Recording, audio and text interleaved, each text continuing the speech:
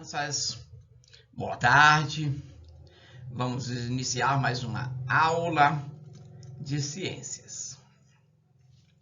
E, como sempre, quero lembrar vocês que é necessário muita atenção para que se torne possível a aprendizagem, ok?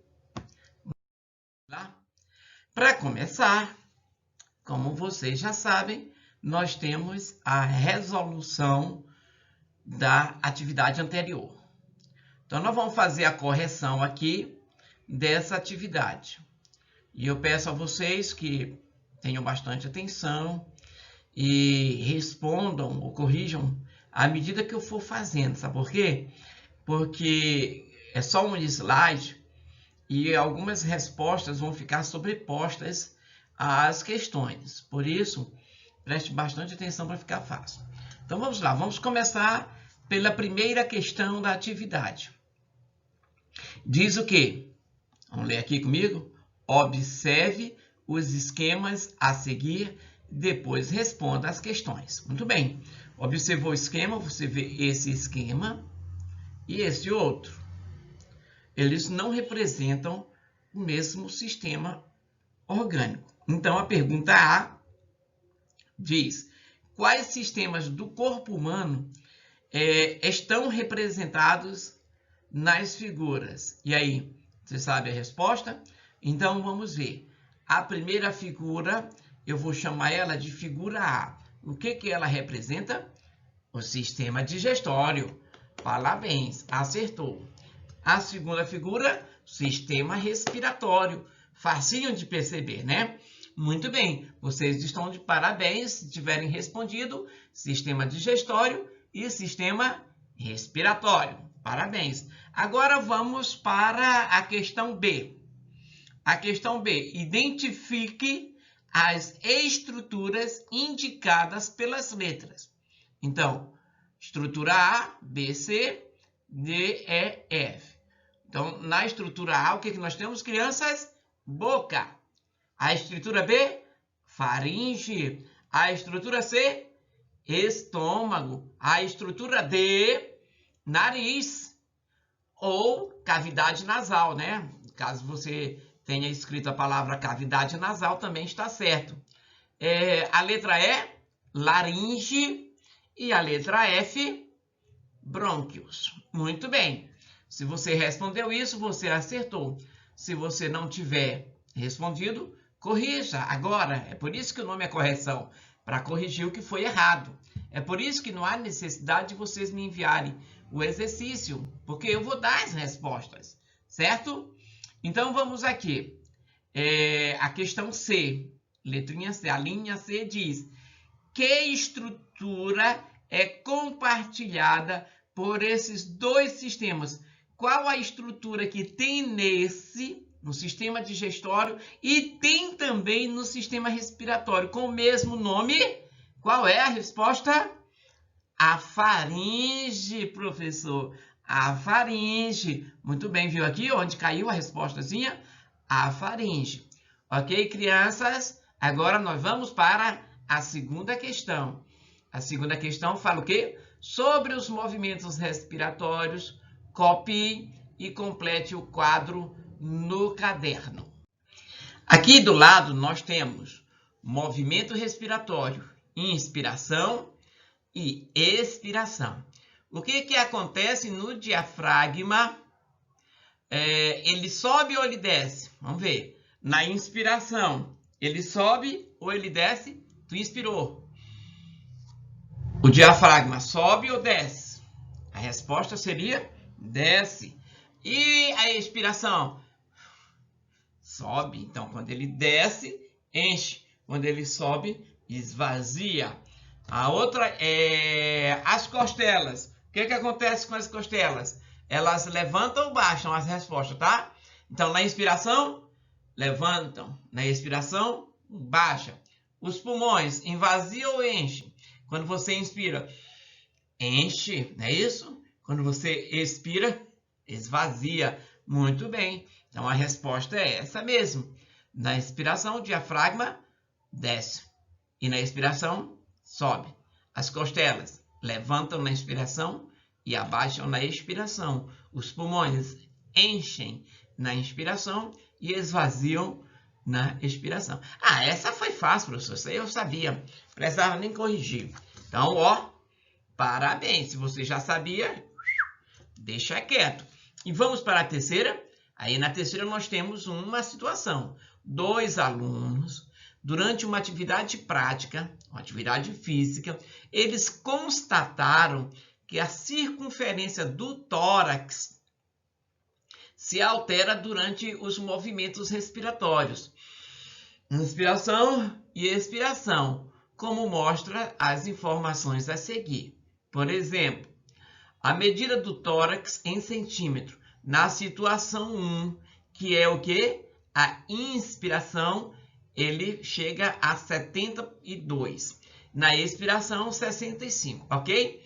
Agora, qual situação representa a inspiração? A situação 1 ou a situação 2? Por quê? Aí você tem que dizer por quê. Aí a resposta é que a situação 1, que é inspiração. Aí a explicação. Enquanto a situação 2, a expiração. Na inspiração, as costelas se enchem, né? Se elevam, o diafragma se contrai e os pulmões enchem de ar, tá? O que explica a maior medida do tórax, tá? Então, a contração na expiração, as costelas se abaixam, o diafragma relaxa e o ar sai do pulmão, o que explica a menor medida do tórax. Então, a maior medida é na expiração, na inspiração e a menor na expiração. Ok? Entendido aqui a letra A? Letra A, a segunda. Agora vamos para a letra B.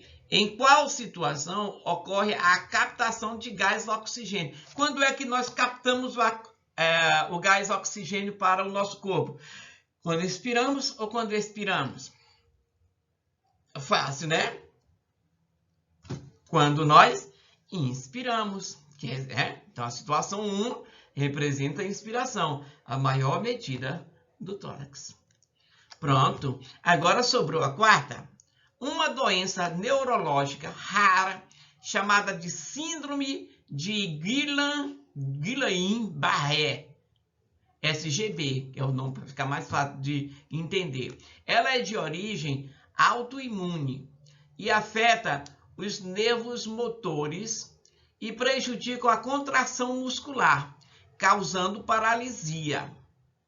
Explique o que pode acontecer se essa doença afetar o músculo do diafragma. Olha que o músculo do diafragma é que faz as contrações na inspiração e expiração. O que aconteceria se eles perdessem esse movimento? O que vocês acham?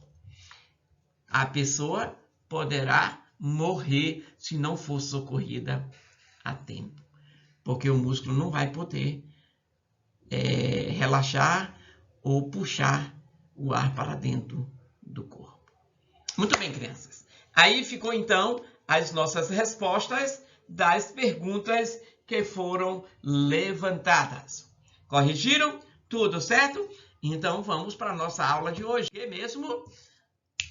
Oi, apareceu de novo esse slide com o nome do professor Armando Paulo.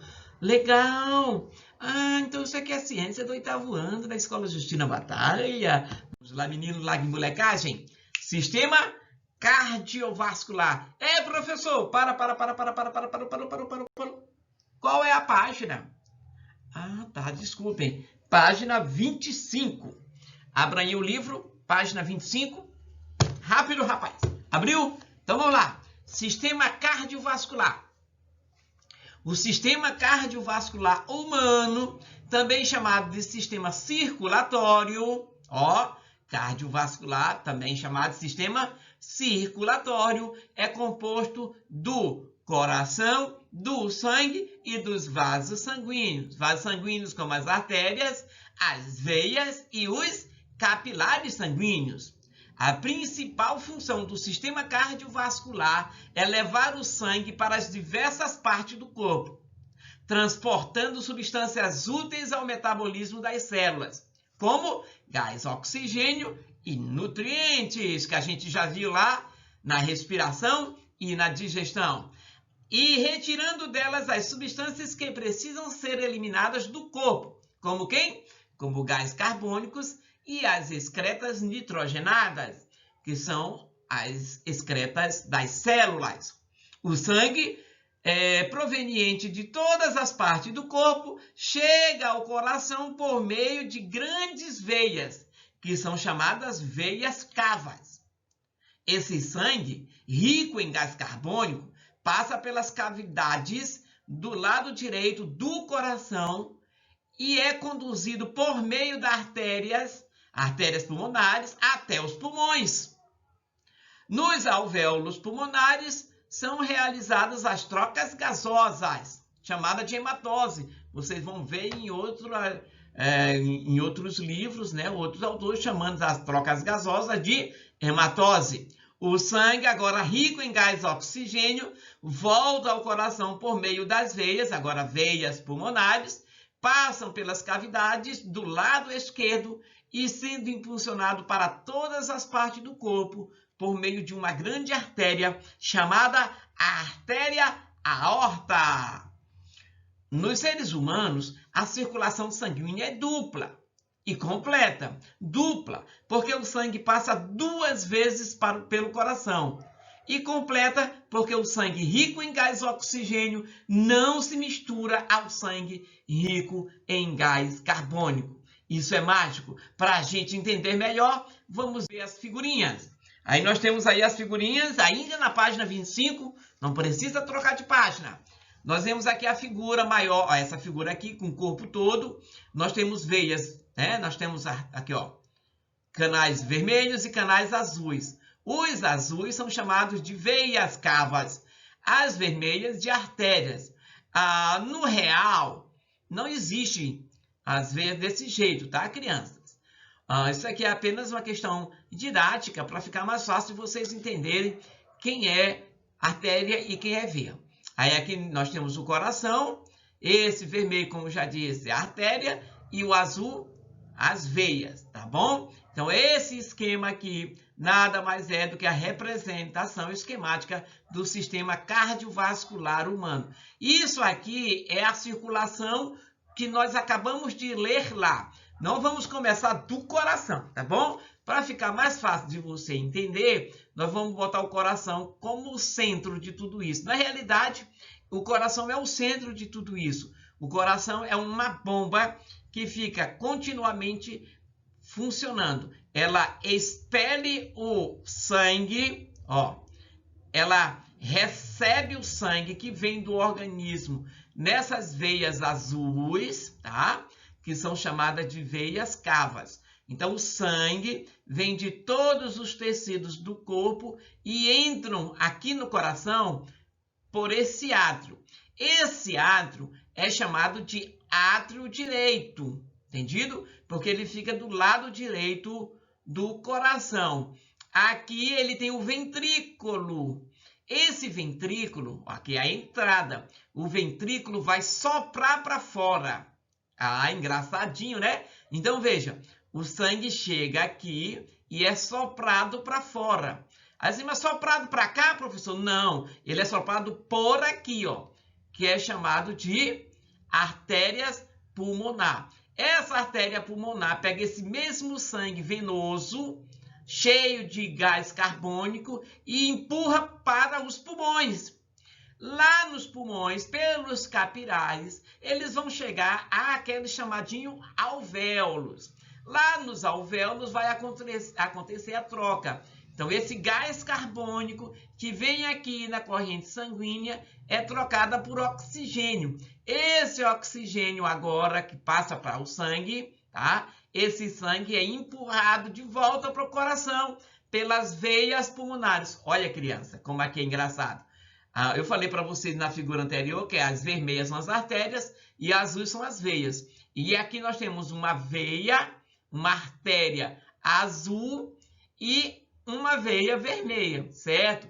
Porque essa veia aqui, ela faz papel de artéria.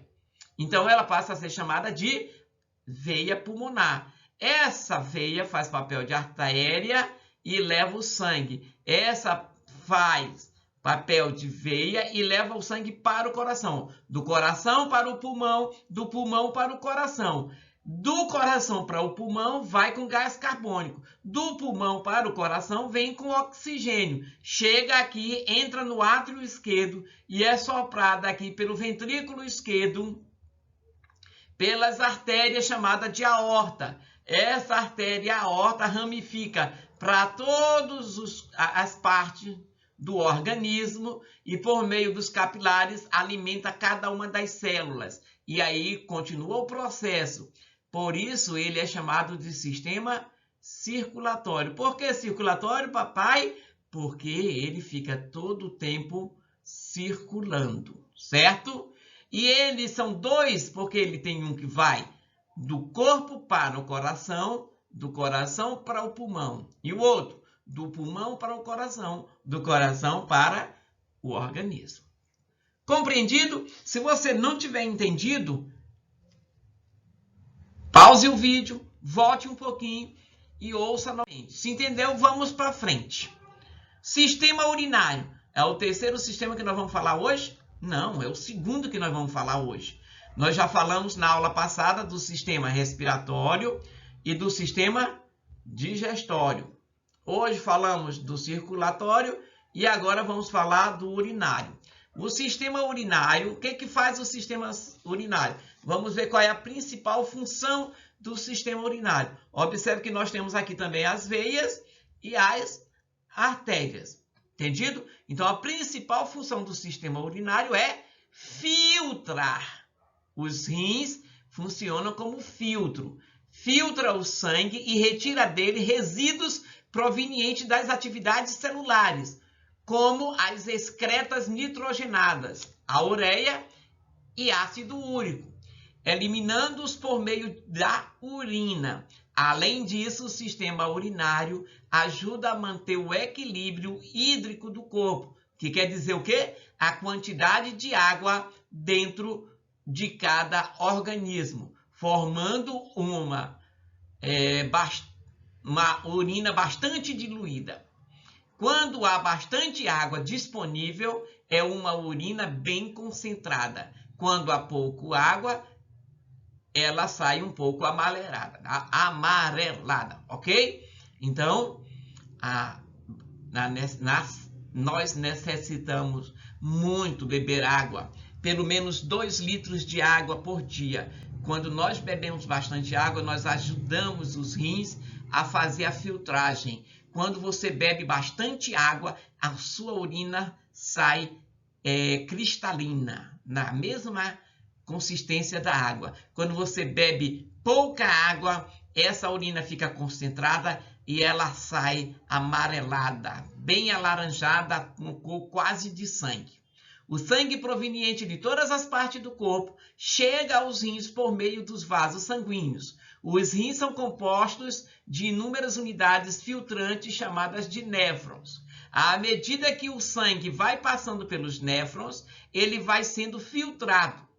São retiradas as excretas e substâncias que estão em excesso no corpo, que são nocivas ao corpo. Essas substâncias úteis ao organismo são reabsorvidas, ela volta para a circulação. Já o resultado da filtração é a urina, que vai sendo armazenada na bexiga urinária até o momento da micção, quando é eliminada do organismo. Então, você vê aqui, ó, esse sangue que vem das veias aqui, nessa parte azul, que a veia já foi chamada de veia cava, ela entra no rim, ela é filtrada e volta de novo para essa mesma veia e vai para o pulmão para receber o oxigênio, ok? Então, essa filtragem é necessária. Tudo que é filtrado aqui, que não é reaproveitado pelo organismo, desce para a bexiga. A bexiga é uma bolsa. Essa bolsa ela tem capacidade de até 600 mililitros. O que é 600 mililitros? Um pouquinho mais da metade de 1 litro.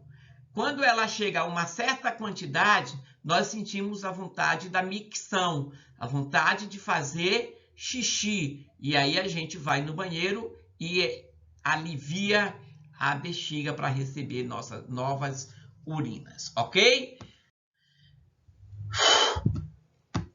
Agora vamos para um novo sistema que é chamado de sistema genital. Sistema genital, nós temos o sistema genital feminino e o sistema genital masculino. O sistema genital masculino é formado pelos testículos, duto do epidídimo, duto do deferente, a próstata e o pênis. E a sua principal função é a produção de espermatozoides, que é a célula reprodutora masculina, e também de hormônios como a testosterona. Desculpem aí. Esse hormônio chamado de testosterona é o que dá a qualidade, as características masculinas, como crescimento de barba, a voz fica mais grave, o tórax mais volumoso, as musculaturas maior e o menino passa a ter características de homem.